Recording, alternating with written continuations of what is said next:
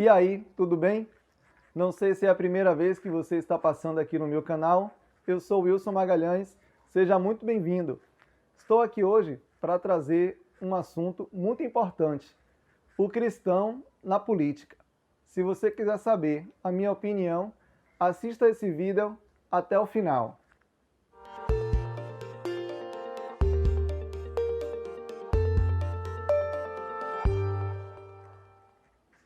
Então, pessoal, durante a semana eu fui abordado por alguns amigos, alguns colegas, que trouxeram essa reflexão: se um cristão deve participar da política ou se um cristão, um evangélico, pode participar desse rol político ou ser um candidato político. Nós sabemos que hoje, a nossa realidade, existem sim políticos que são cristãos e existem cristãos que estão políticos. Mas nós sabemos também que uma grande parcela dos políticos profissionais estão se achegando ao cristianismo ou às igrejas protestantes como meio de captação de voto. Isso nós não podemos negar. E isso eu acho que é um erro. A pessoa incorrer, entrar numa igreja para captar ou acariar votos para a sua campanha política. Esse é um assunto bastante polêmico aqui no Brasil, principalmente na nossa cidade, Lauro de Freitas, uma cidade aqui com muitas denominações cristãs. E nós percebemos que existe alguns líderes que estão envolvidos na política, alguns líderes que são até candidatos políticos e outros envolvidos no meio cristão que também estão no meio da política.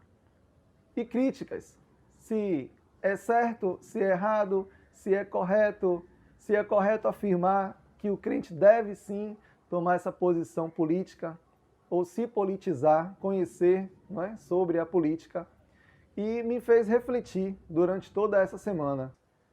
Então, eu sou cristão e eu fui para o aconselhamento bíblico, e lá eu não achei nenhum impedimento para esse questionamento.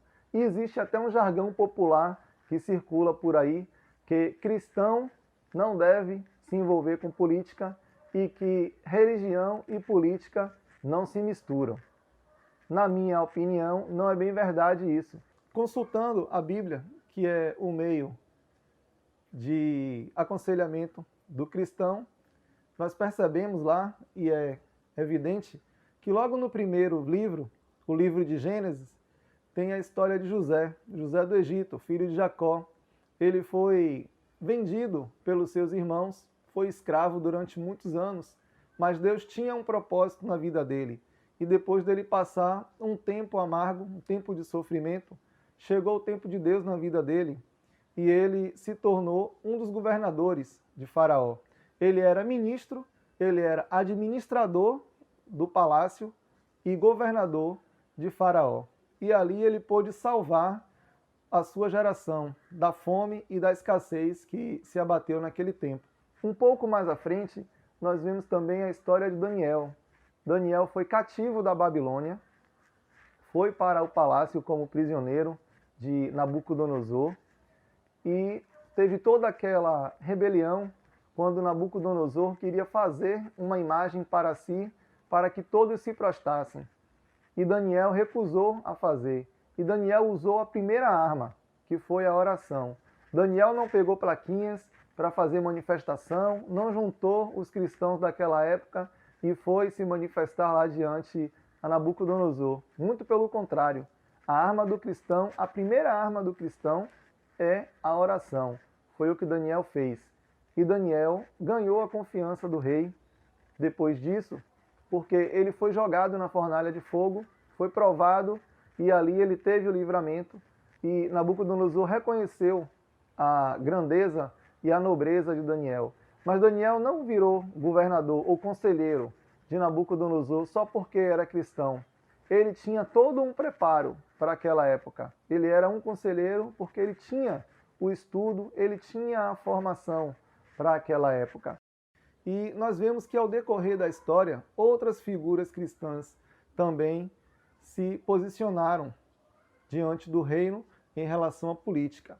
Vieram os juízes, vieram os reis que faziam parte daquela monarquia, que tinha as cadeias hereditárias, ia passando a cadeira ou o trono de pai para filho, de pai para filho, até chegar hoje à nossa democracia, onde os nossos governantes são eleitos pelo voto do povo.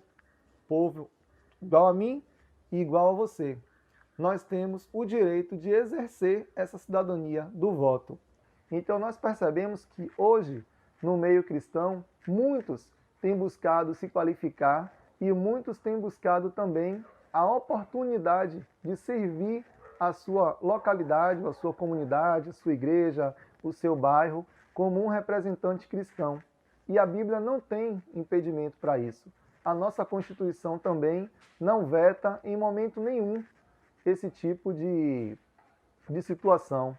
Na verdade, a nossa Constituição diz que existe livre acesso à política, livre acesso de expressão política por todos.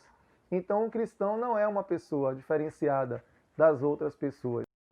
O cristão ele é uma pessoa também, seja ele pastor, seja ele um líder evangélico, seja ele um músico evangélico, ele também tem o direito de exercer a cidadania. O voto ele é direto e é obrigatório aqui no nosso país, no Brasil. E isso mexe muito com as pessoas. O que circula muito hoje por aí é que a política é um meio sujo, a política corrompe, a política ela é corrupta, ainda mais nos dias atuais, que nós vimos essa questão de lava-jato, de mensalão, da Polícia Federal, muitas coisas vindo à tona dos governos anteriores e do próprio governo atual, e a política caiu em descrédito. Então, os cristãos incorrem também nessa cultura de que se fizerem parte da política, vão se corromper ou vão se sujar. Mas isso não é uma questão do ser ou da atividade exercida.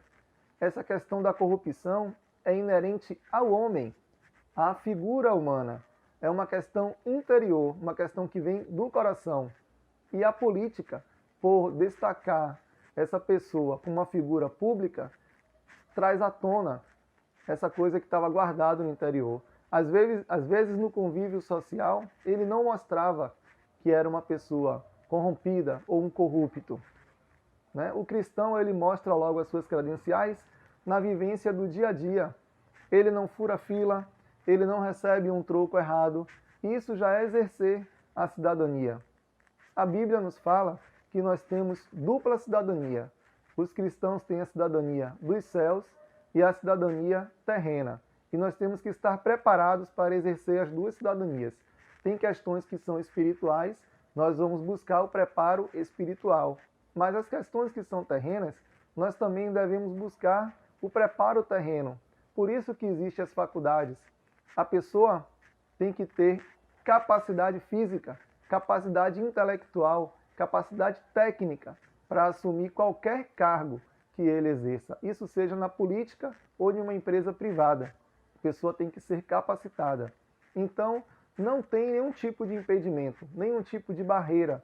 O cristão, o pastor, o presbítero, ou um diácono, um evangelista participar da política. Não é porque ele está na política que ele vai se corromper. Você entende? Não há impedimentos para o cristão ser um representante do povo. Porque não é o fato dele ser cristão que impede dele ser um representante. O cristão, ele é um político, como outro qualquer. Quando ele se coloca nesse meio, ele tem que mostrar as suas características, tem que mostrar os seus dons. E não é porque é um político ou não é porque é um cristão que tem que estar na política. Na verdade, como no meio secular, ele tem que ser capacitado, ele tem que ser treinado para estar nesse meio político. E como ministério, a Bíblia diz que tem dons para pastores, dons para pastores mestres, dons para diáconos. Assim também é a política. O cristão tem que encarar como um ministério. E ali, treinado, capacitado, ele vai ser um representante do povo. Mas é do povo cristão ou de todo um povo? É daquele coletivo que eleger ele como um representante. Não significa que tem que ser só evangélicos, só cristãos. Hoje nós vemos que muita gente tem se aproximado das igrejas evangélicas a fim de assumir ou de buscar um cargo público. E nós vemos claramente que eles não têm dom ministerial, de exercer dom ministerial na igreja, que é um político se achegando à igreja para se aproveitar daquele rol de pessoas ali. Se torna muito mais fácil ele se eleger quando tem o envolvimento, o engajamento da igreja, dos cristãos, para colocá-lo naquela posição. Isso eu acho errado. Como no meio secular existem músicos, professores, cantores, artistas que não têm um cunho político, mas eles também se colocam como políticos e algumas vezes acabam representando o povo. Aí cabe cada um discernir se bem ou se mal. Essa é a minha opinião. Não existe impedimento bíblico para que um cristão possa exercer uma atividade política ou ser uma figura pública, um político, assim também como no meio jurídico, a nossa Constituição não diz nada sobre um cristão, não veta que um cristão. Na verdade, a nossa Constituição diz que é livre o direito de expressão e assim nós devemos exercer a nossa cidadania. Naquele dia que você for lá apertar o botão verde, você tem que ter consciência daquela figura que você está escolhendo. Se é uma pessoa capacitada, se é uma pessoa idônea, se tem a ficha limpa e se já foi um político, que tipo de legado ele deixou, que tipo de benefícios ele deixou para a população, para a comunidade, ou para aquele rol de pessoas que elegeram ele como candidato, como representante do povo. Então, o voto é muito importante. Não jogue o seu voto fora. Não anule o seu voto. Exerça a sua cidadania, mas vote certo. Valeu? Obrigado. Deus abençoe. Se você gostou da minha opinião, curta esse vídeo, se inscreva no meu canal, compartilhe com seus amigos. Isso vai nos ajudar a crescer e a trazer novas opiniões aqui no meu canal. Também siga minhas redes sociais, o Wilson Magalhães. Eu estou no Instagram e no Facebook. Valeu? Me dê essa moral.